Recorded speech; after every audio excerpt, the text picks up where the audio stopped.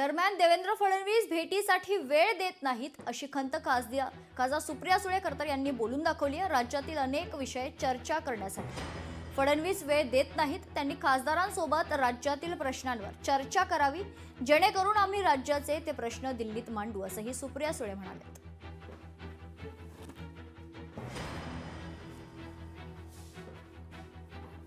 तर मुख्यमंत्री देवेंद्र फडणवीस चर्चेसाठी आणि भेटीसाठी वेळच देत नाहीत अशी खंत सुप्रिया सुळे यांनी बोलून दाखवली आहे। फडणवीसांनी खासदारांसोबत बैठक घ्यावी, राज्यातील प्रश्नांवर चर्चेसाठी खासदारांना बोलवावं, असं देखील सुळे म्हणाले।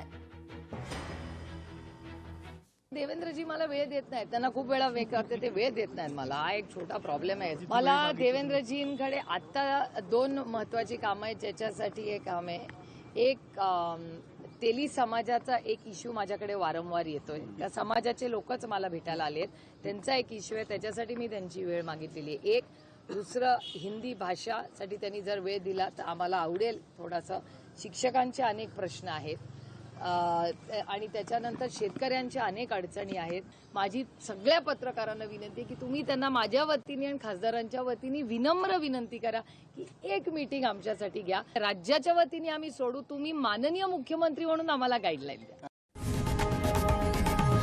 लोकशाही मराठी ऐका, पहा, जागरूक रहा।